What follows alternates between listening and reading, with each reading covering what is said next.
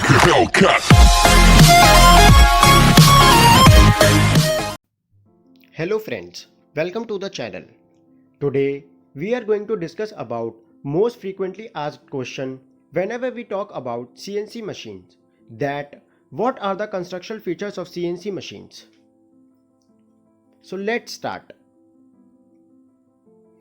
Friends, जैसे कि हम सबको पता है कि CNC मशीन्स के पास एबिलिटी होती है बहुत सारी चीज़ें करने की.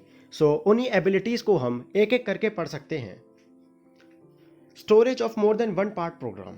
With improvements in computer storage technology, newer CNC controllers have sufficient capacity to store multiple programs. Controller manufacturers generally offer one or more memory expansions as options to the MCU. Friends, सबसे पहली ability जो होती है या फिर हम बोले सबसे पहला फीचर जो होता है CNC मशीन का, वो होता है कि एक से ज़्यादा पार्ट प्रोग्राम स्टोर करने की एबिलिटी. फ्रेंड्स, जैसे कि हमको पता है कि CNC के ब्रेन को हम MCU बोलते हैं, मशीन कंट्रोल यूनिट, जो हमारी दो मेमोरी एक्सपेंशन या फिर दो मेमोरी कंटेन करता है, primary memory and secondary memory. Primary memory में हमारी होती है रैम एंड सेकेंडरी मेमोरी को हम बोलते हैं टर्शरी मेमोरी. तो फ्रेंड्स, जैसे कि हमने इसमें अभी पढ़ा कि CNC जो है एक से ज़्यादा पार्ट प्रोग्राम स्टोर कर सकती है, सिर्फ एक प्रोग्राम पर लिमिटेड नहीं रहती. और इसी चीज़ को फुलफ़िल करने के लिए या फिर एक से ज़्यादा पार्ट प्रोग्राम को स्टोर कराने के लिए अब CNC कंट्रोलर्स जो हैं या फिर CNC मैन्युफैक्चरर्स जो हैं CNC मशीन्स में एक से ज़्यादा मेमोरी एक्सपेंशन सेट करके देते हैं. Now, second feature is various forms of program input. Whereas conventional MCUs are limited to punched tape as the input medium for entering part program, CNC controllers generally possess multiple data entry capabilities such as punched tape, magnetic tape, floppy diskettes, RS-232 communications with external computers and etc. Friends, जैसे कि पता है कि जो हमारे पास पुराने type की जो मशीन्स थी, कन्वेंशनल मशीन्स थी, उनमें जो हमारे प्रोग्राम इनपुट थे, मतलब जब हम प्रोग्राम फीड करने का जो हमारे पास मेथड था वो सिर्फ पंच टेप तक ही लिमिटेड था. पर लेकिन CNC कंट्रोलर्स के साथ ऐसा नहीं है. CNC मशीन्स में हम पार्ट प्रोग्राम्स डिफरेंट तरीके से एंटर कर सकते हैं. वो डिफरेंट तरीके हमारे कौन कौन से हो सकते हैं? Punch tape, magnetic tape, floppy disk, RS-232 communications with external computers, etc. Now, program editing at the machine tool. Now friends, third feature है इसका program editing at the machine tool. CNC permits a part program to be edited while it resides in the MCU computer memory. Hence, a part program can be tested and corrected entirely at the machine site rather than being returned to the programming office for corrections.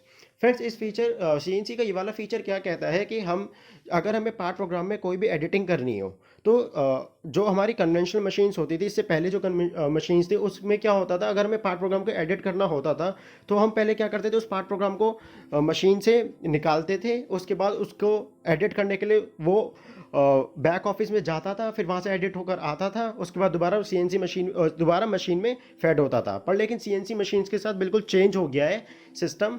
अब यहाँ पे क्या है, हम part program को हम CNC machine के अंदर ही एडिट कर सकते हैं. हमें ऐसा नहीं होगा कि पहले पार्ट प्रोग्राम को हमें उसमें से निकालना पड़ेगा, उसके बाद ऑफिस में उसको जाकर एडिट करना पड़ेगा, उसके बाद वापस ऑफिस से लाकर CNC मशीन में फेड करना पड़ेगा. यहाँ पे ऑन द स्पॉट वहीं पर हो जाएगा CNC मशीन में ही part program edit. In addition to part programming correction, editing also permits cutting condition in the machine cycle to be optimized. After the program has been corrected and optimized, the revised version can be stored on punched tape or the made for future use. अब यहाँ पर क्या है, जैसे हमने बोला कि हम CNC मशीन में ही क्या कर सकते हैं, पार्ट प्रोग्राम को एडिट कर सकते हैं.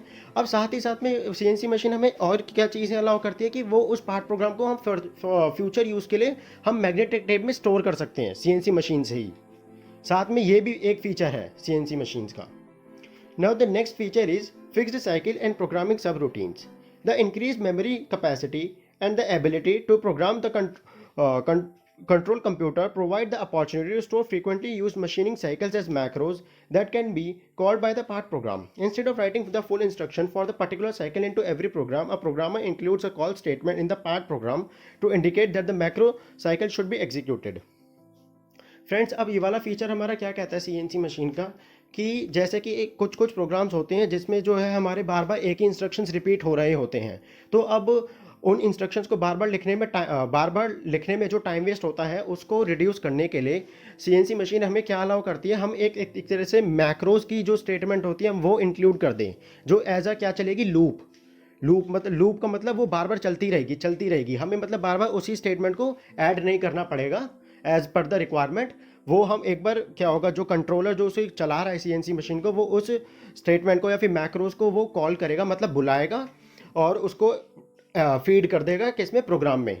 तो वो क्या होगा, जहाँ पे भी उसकी रिक्वायरमेंट होगी वो बार बार चलती रहेगी, मतलब कंट्रोलर को दोबारा बार बार ऐड नहीं करना पड़ेगा, वो मैक्रोज ही रिपीटेड इंस्ट्रक्शंस के लिए यूज़ हो सकता है।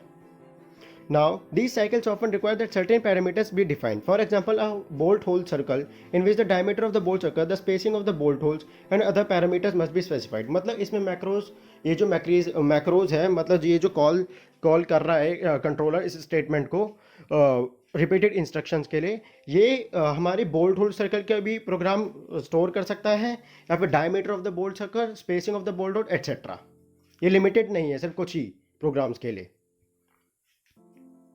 Now the next feature is positioning features for setup.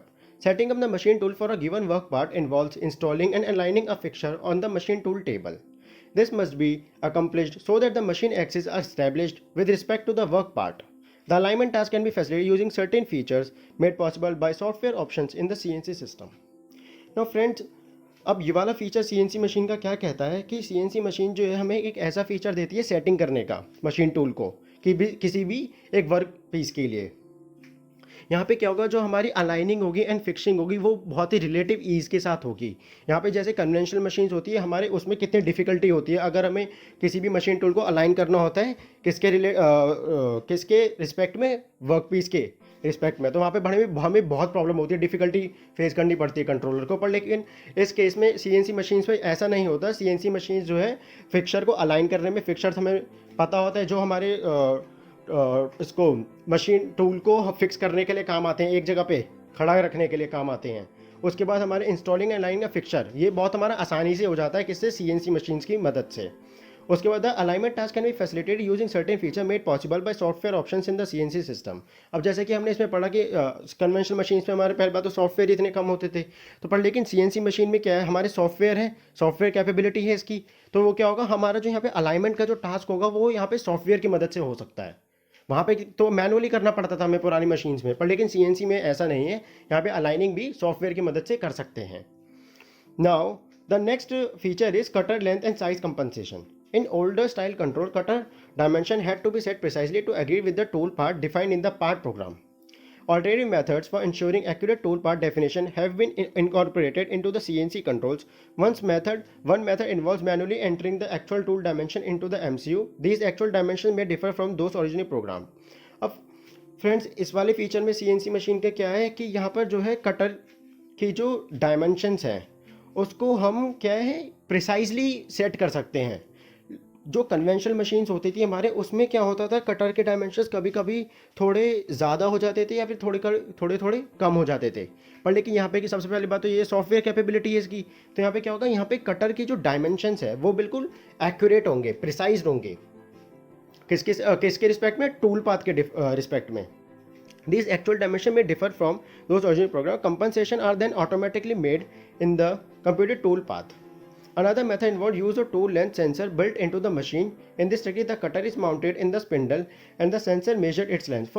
Friends, इसमें ओवरऑल इस वाले फीचर में यही कहा गया है कि यहाँ पर जो हम कटर के डायमेंशंस जो है यहाँ एक तरह से हम विद प्रिसाइसली सेट कर सकते हैं। और यहाँ पे उस कटर को सेट करने के लिए भी बहुत सारे तरीके हैं सीएनसी मशीन्स में।